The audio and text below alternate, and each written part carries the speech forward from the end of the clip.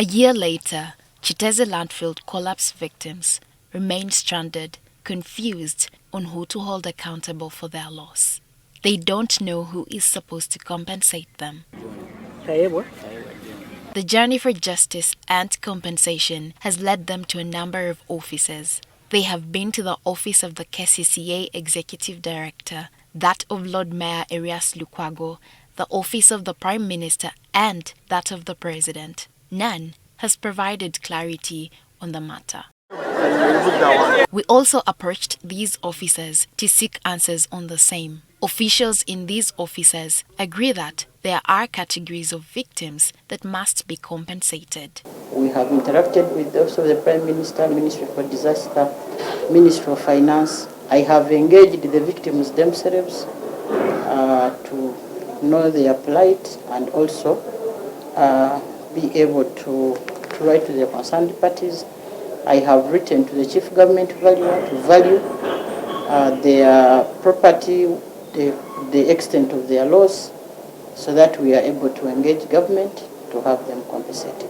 We questioned them on the delay to compensate the people who were barely left with nothing after the landfill tragedy. It is not KCCA to determine whether you are eligible for compensation or not. For us, we report and say, this happened, these people have a claim, what do we do? Then the Chief Government Valuer goes ahead to go and visit the site to see whether actually these people are eligible for compensations.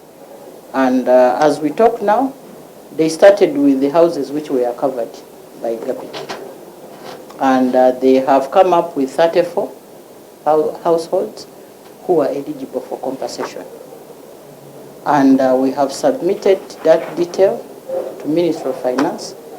We have also written to the Minister for Kampala requesting her to take the matter to Cabinet. KCCA as a legal entity which owns that facility, and that land belongs to us, the 36 acres, and we are the ones managing that facility. We are squarely responsible and liable for whatever transpired. The central government has an obligation to facilitate all that we are doing, including provision of funds for compensation. We learned that not all victims are supposed to be compensated by KCCA. So we were supposed to compensate the landlords whose homes were affected by our machines, the excavators, as we were making the way through to go and rescue people.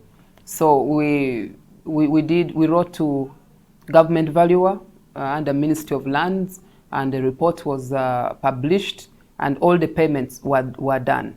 What is pending so far is the disturbance fee that the Government Valuer advised that because we disturbed these landlords, we are supposed to pay them, and that amounts to a tune of 315 million shillings. That is what we have not paid.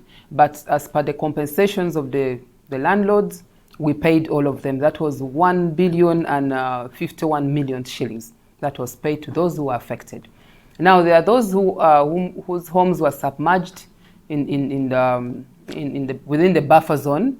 Those ones are going to be catered for by KCCA.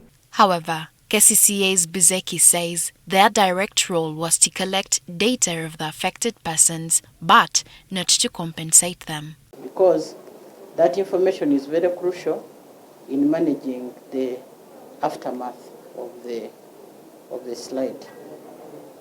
So we had to do all of that and generate information for further use by the concerned entities.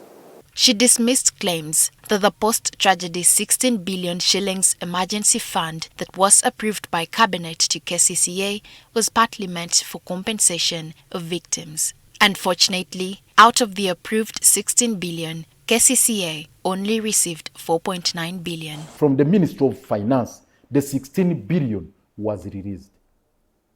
But the channel was, the chain of the transfer of this money was from the Ministry of Finance to OPM, that is Prime Minister, then to the Ministry of Kampala, and then to KCCA. For us at KCCA, we received 4.9 billion, and it was used for the purpose which was earmarked for it. Stabilizing slopes of Kiteezi, also ensuring that we mitigate the issue of garbage management in the city. And then also we used part of it after getting clearance from finance to procure, to pay the 15% of the land in Buyala. Uncertain of the time frame, KCCA remains optimistic that all the pending compensations will be remitted to the identified affected individuals. In the final part of this story tomorrow, we will explore how the cash shortage is leading to mismanagement of the recently commissioned Buyala landfill in Mpigi district, with the history of Kiteezi landfill tragedy likely to repeat itself in Buyala years from now.